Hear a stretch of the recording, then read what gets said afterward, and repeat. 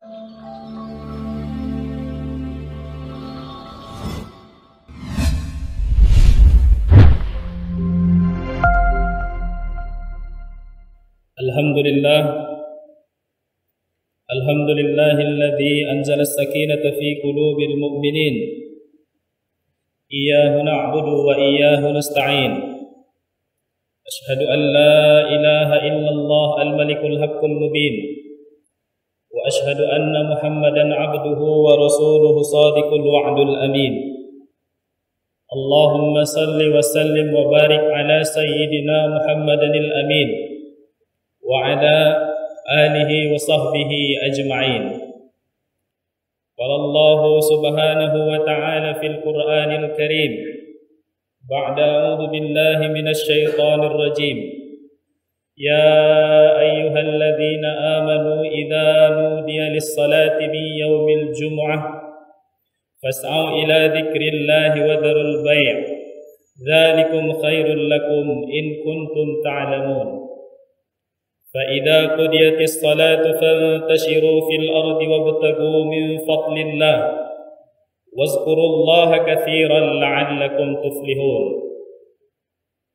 أيها المسلمون الكرام، أوصيكم ونفسي بتقوى الله كما قال تعالى في القرآن الكريم: يا أيها الذين آمنوا اتقوا الله حق تقاته ولا تموتن إلا وأنتم مسلمون.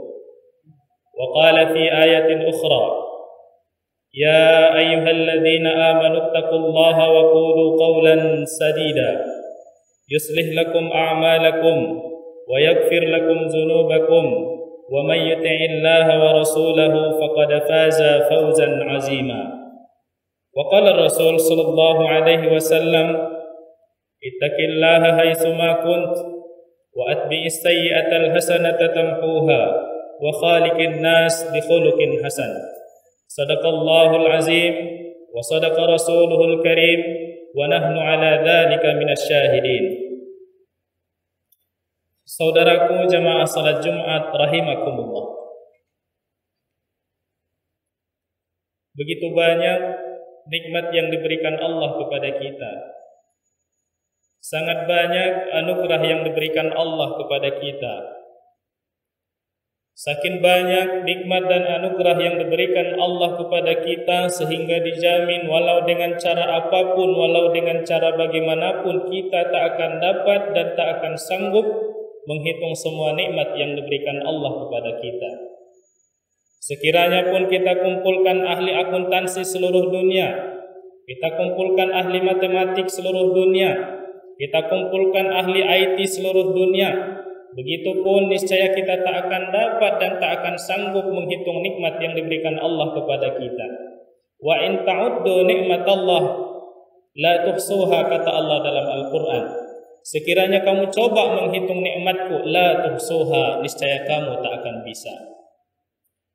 Namun wahai saudaraku kaum muslimin jamaah salat Jumat rahimakumullah, di antara sekian banyak nikmat yang diberikan Allah kepada kita, di antara sekian banyak anugerah yang diberikan Allah kepada kita, ada satu anugerah yang sungguh sangat mahal harganya.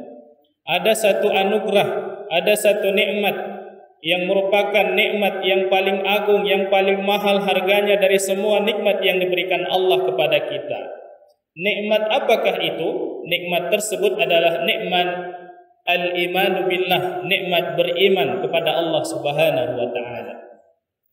Nikmat meyakini bahwasanya Allah adalah satu-satunya Tuhan yang patut disembah.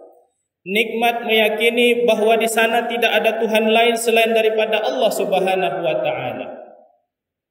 Inilah nikmat yang paling besar, yang paling mulia, yang paling mahal harganya daripada semua nikmat yang diberikan Allah kepada kita. Dengan nikmat iman yang diberikan Allah kepada kita, dengan nikmat yang iman yang ada di dalam jiwa kita, maka amal ibadah kita diterima oleh Allah Subhanahu wa ta'ala. Ketika kita mati kelak, kita akan dimasukkan ke dalam surganya Allah Subhanahu wa ta'ala. Bahkan sebanyak apapun dosa seorang beriman, sebesar apapun dosa seorang yang beriman, kelak pada akhirnya setelah dimasukkan ke dalam neraka, dia akan dimasukkan ke dalam surganya Allah Subhanahu wa taala. Fa amma man sakulat mawazinuh, seorang yang beriman, ketika hidup beriman, ketika mati juga beriman, maka nanti ketika dibangkitkan pada hari kiamat, maka ia akan dihadapkan pada satu persidangan, yang mana pada persidangan tersebut amal kebaikannya akan ditimbang, amal keburukannya akan ditimbang pada timbangan yang bernama al-mizan.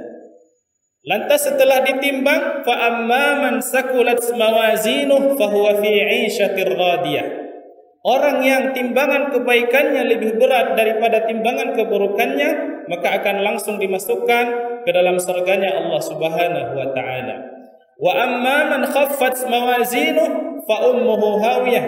Adapun orang yang timbangan kebaikannya lebih ringan daripada timbangan keburukannya, maka kelak akan dimasukkan ke dalam neraka Allah Subhanahu wa taala. Tapi pertanyaannya, apakah ia akan selamanya di dalam neraka? Jawabannya tidak. Man qala la ilaha illallah akhir kalami dakhala al-jannah.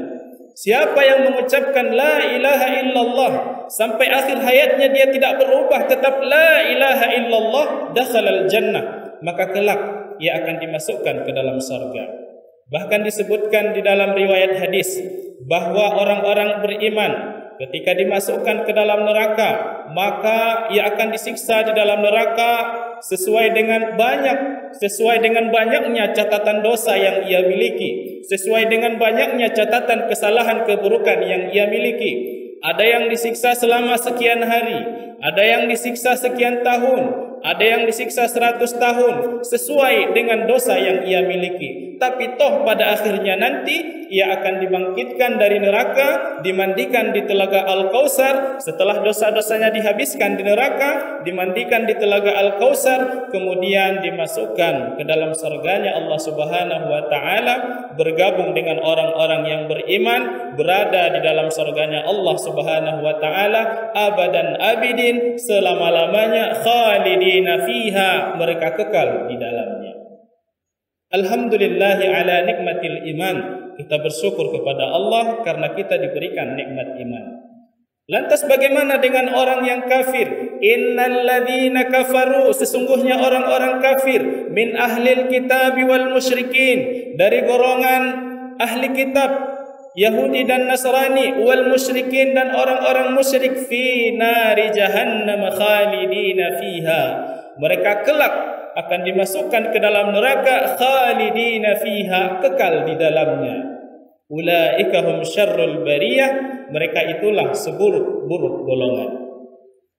Bagaimana dengan orang yang kafir? Selama hidupnya dia senantiasa berbuat baik, banyak kebaikan yang ia lakukan, dia banyak membantu orang, sering memberi makan fakir miskin, banyak membangun rumah sakit untuk mengobati orang-orang yang sakit, kemudian digratiskan, banyak membangun panti asuhan, dia sangat terkenal dermawan, tapi dia tak beriman kepada Allah Subhanahu wa taala. Bagaimana dengan orang yang seperti ini? Di dalam Al-Qur'an dijawab oleh Allah Subhanahu wa taala, ulaika habitat a'maluhum fid dunya wal akhirah. Mereka itu adalah orang-orang yang sia-sia, percuma amal ibadahnya, baik di dunia maupun di akhirat. Di dunia tidak dihitung, di akhirat pun tidak dihitung oleh Allah Subhanahu wa taala. Faulaika humul khasirun, maka mereka itu adalah termasuk golongan orang yang merugi.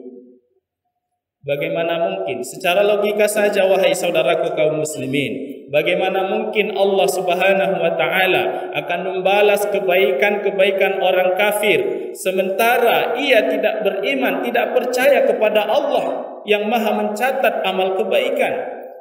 Bagaimana mungkin Allah akan memberikan surga sebagai balasan terhadap kebaikan seorang yang kafir, sedangkan ia tidak percaya kepada Sang yang menciptakan surga, kepada Sang pemilik surga?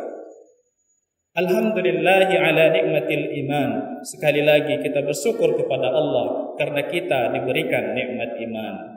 Akhir dari khutbah kita ini wahai saudaraku kaum muslimin rahimakumullah, apapun kondisi kita saat ini, dilahirkan dari siapapun kita saat ini, dilahirkan dimanapun kita saat ini, apapun keadaan kita saat ini, apapun cobaan hidup yang melanda hidup kita saat ini, bahkan apapun penyakit yang menggerogoti tubuh kita saat ini, kita tetap mesti berbangga dan bersyukur kepada Allah Subhanahu wa taala, karena di dada kita masih disematkan iman, percaya kepada Allah Subhanahu wa taala, yang kelak iman kita ini ketika kita mati akan membawa kita ke dalam surganya Allah Subhanahu wa taala abadan abidin, selama-lamanya.